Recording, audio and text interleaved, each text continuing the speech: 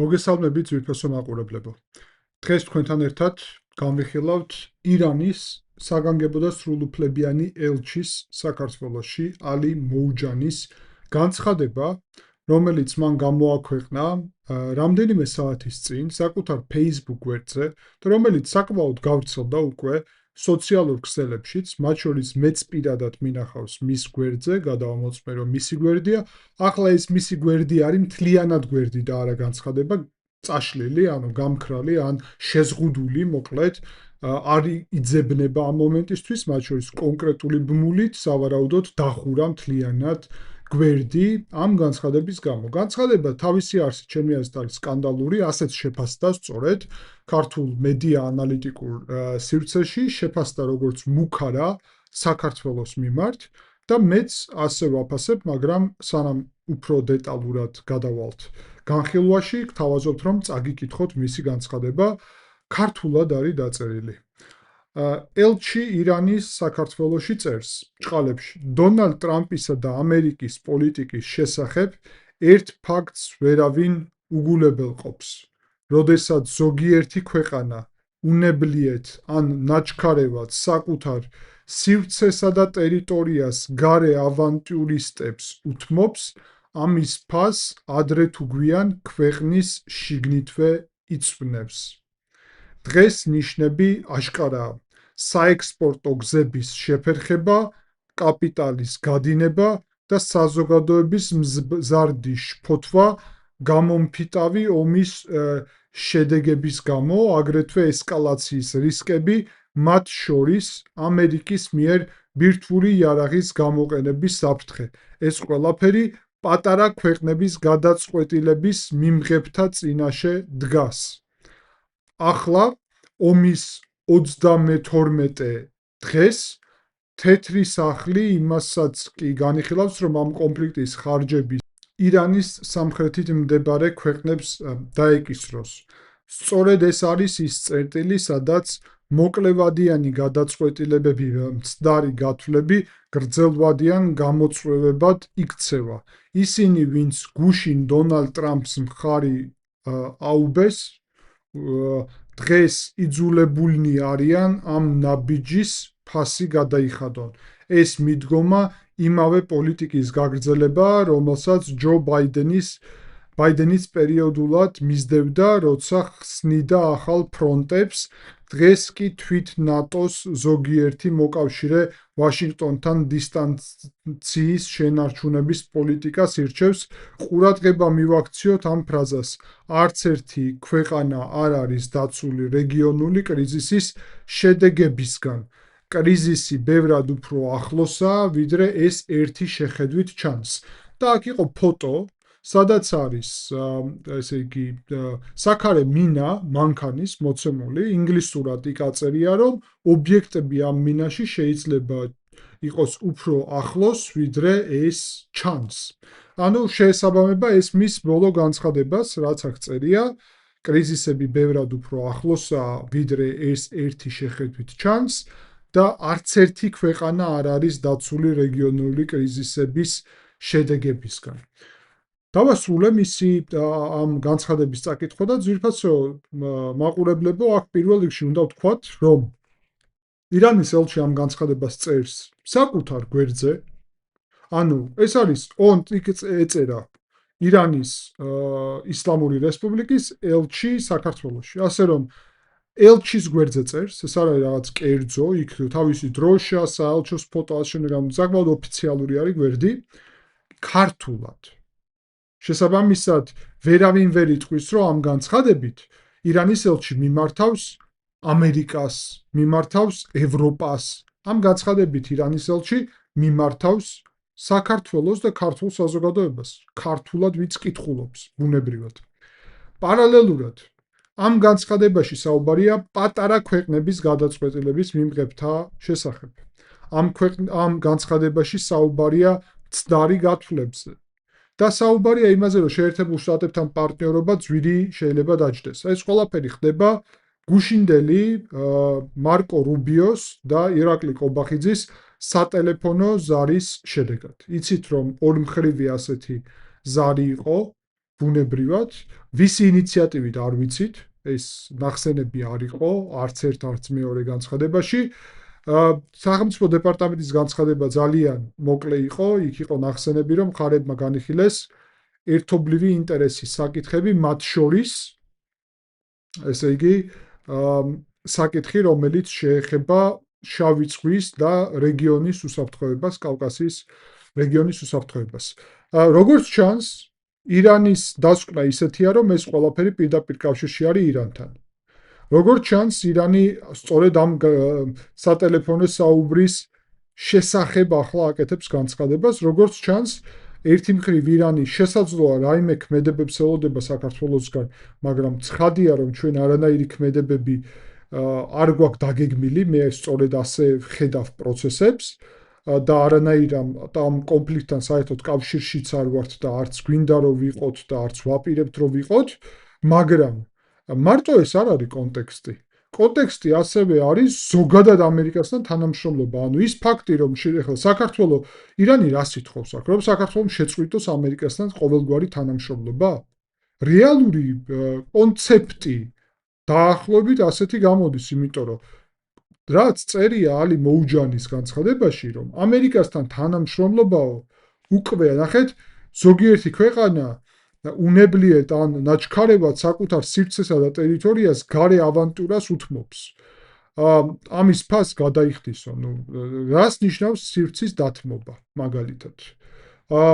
ამ სივრციდან რაიმე ქმედებები ხორციელდება თუ ზოგადად. მაგალითად, ამერიკული თვითმფრინავები სამხედრო არა, ზოგადად დაფრინავენ ყველგან. კეთილი. მეორე საკითხი, ერაყში რომ ირანი ბომბავს მაგალითად ამერიკის საელჩოს. აქ რომ თბილისში საელჩო გვაქვს, ეს არის რაიმე დათმობა? ან ერევანშიც არის, ბაქოშიც არის საელჩო. არის დათმობა, არის სამიზნე ირანისთვის? სერიოზული კითხვა არის, იმიტომ რომ ერაყში მაგალითად არის. ბაღდადში ამერიკის საელჩო. ასე რომ გაუგებარი არის. მერე საექსპორტო გზების შეფერხება, კაპიტალის გადინება და საზოგადოების მზარდი ფოთვა არისო ამ ყველაფრის შედეგი. აქაც გაუგებარი, ანუ ქართულ საზოგადოებას რით ემუქრება? საექსპორტო გზების შეფერხებით, კაპიტალის გადინებით, საზოგადოების ფოთვით, ესკალაციის რისკები, მერე ბირთვული იარაღით რო ემუქრება, ვის მიმართულებით უნდა გამოიყენოს ბირთვული იარაღი ამერიკამ და ეს საქართველოს როგორ ეხება საერთოდ.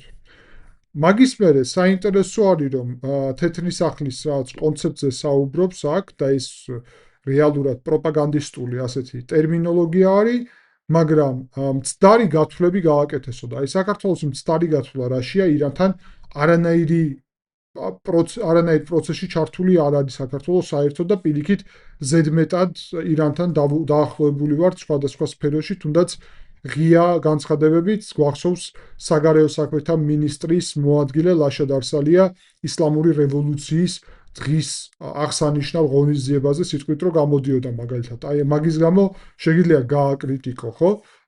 პირობითად, მაგრამ ალი მოუჯანის ეგეც არ ყოფნის ეთყობა და საქართველოს კონტექსტში აი მუქარებია გარკვეულწილად. გუშინ დონალდ ტრამპს ვიც მხარს უჭერდნენო ახლა ფას გადაიხდიან ამაში, ხო? აი ესეც უცნაურია, რას გულისხმობს, ან რა კავშირში არის. ანუ შიში აქვს დაახლოებით, რომ რაღაცით ვაპირებთ დონალდ ტრამპს ხარი დავუჭიროთ, ან ამერიკას ხარი დავუჭიროთ ამ კონტექსტში, ხო? უცნაურია ბაიდენის კონტექსტი რომ მოაქვთ, ეს საერთოდ ძალიან სასაცილოდ გამოიყურება, იმიტომ რომ ბაიდენის ფრონტებს ეხლაო ტრამპი ხსნის და საქართველოს მართველი პარტიის ქართული ოცნების ლოგიკა პირიქით არის, ხო? ამ კონტექსტში და აი ტრამპს მაგალითად ომის დაწყებაში არ ადანაშაულებს ქართული ოცნება, მარტო ბაიდენს ერჩის ამ მიმართულებით, ანუ ირანელები ასე არ არიან ამ კონტექსტში და საინტერესო არის ფაქტია, რომ ირანის წინააღმდეგ საომარ მოქმედებებს ტრამპი აწარმოებს და არა ბაიდენი, ეგეც ფაქტია, მაგრამ დაუბრუნდეთ ხო მთავარ საკითხს აქვს და ყურადღება მივაქციოთ ამ ფრაზას, არც ერთი ქვეყანა არ არის დაცული რეგიონის კრიზისის შედეგებისგან, კრიზისი უფრო ახლოსაა, ვიდრე ერთი შეხედვით ჩანს.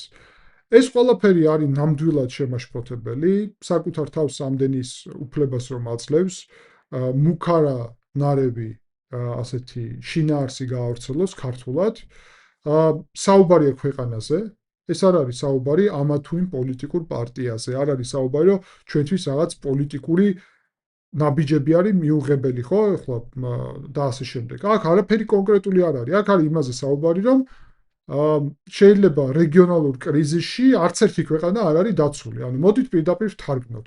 საქართველო, აი რას ამბობს, იმიტომ ქართულად წერს. საქართველო და არც ერთი ქვეყანაში ვჯდებით, ხო, ყველანაირად. საქართველო არ არის დაცული რეგიონული კრიზისის შედეგებისგან. შედეგები ეხლაც არის. ფასების ზრდა და ასე შემდეგ. და მეც რას გულისხმობს ელჩი. ეხლა ნორმალურ ვითარებაში საგარეო საქმეთა სამინისტროში აი ბალტიისპირეთის ქვეყნების ელჩებს რომ იბარებდნენ და სხვადასხვა ქვეყნის ელჩს დაიბარებენ, იმედი მაქვს. ალი მოუჯანის ირანის ისლამური რესპუბლიკის ელჩს და მოკითხავენ პასუხს ამაზე. ხოლო თუ ამას არ გააკეთებს ქართული ოცნება, მაშინ მოდით პირდაპირ ვთქვათ, რომ ჩვენ საქმე გვაქვს არა სუვერენულ ესე იგი ხელისუფლებასთან, რომელიც სუვერენული ვართო ხო ამბობს ძირითადად. არამედ ხელისუფლებასთან, რომელიც დასავლურ ქვეყნებს ებრძვის საელჩოში გამოიძახებს მაგალითად და ამით შეშფოთებას გამოთქვავს და რაღაც შეურაცხყოფას მიაყენებს და ასე შემდეგ, ამის ნაცვლად ირანთან განცხადებას ვერ აკეთებენ. ნახოთ. მე ჯერ კიდევ იმედი მაქვს, რომ ამას გააკეთებენ.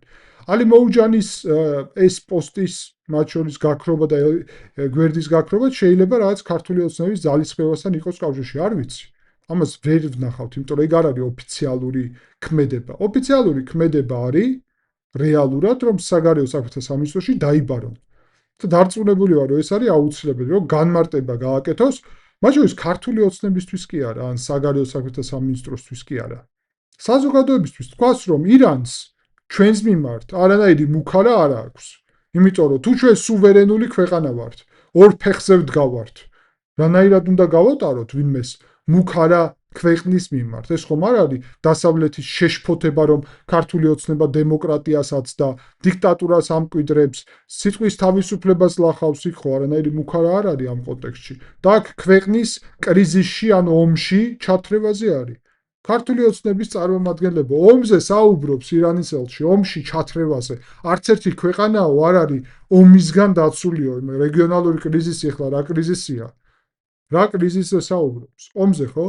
ანუ არ არის ომისგან საქართველო დაცული, იმიტომ რომ არც ერთი ქვეყანა არ არის დაცული რეგიონალური კრიზისის შედეგებისგან. თარგმნით, არც ერთი ქვეყანა, ანუ საქართველოც, მათ შორის საქართველო არ არის დაცული რეგიონალური კრიზისი ითარგმნება როგორც ომი, ომის შედეგებისგან, ომისგან. საქართველო არ არის დაცული ომისგან, აგერ რა გითხრა ირანმა. რატომ? გაუგებარია საერთოდ მიზეზები და სწორედ ამიტომ ვფიქრობ, რომ ეს საკითხი გარდა იმისა, რომ უკვე დღის წესრიგში დგას მსჯელობის პასუხებს მოითხოვს. თუ არ იქნება სათანადო პასუხები, Facebook გვერდის წაშლა საკმარისი არ არის. და აქაც კიდევ ერთხელ გამოჩნდება, თუ საქართველოს ხელისუფლების ეს სუვერენიტეტი არ არის მხოლოდ პროპაგანდისტული ნარატივი, მაშინ ბუნებრივად ირანის ელჩს დაიბარებენ საგარეო საქმეთა სამინისტროში. აუცილებლად. და თუ არ დაიბარებენ და ყველა თავის დასკვნასაც გამოიტანს ჩემი აზრით.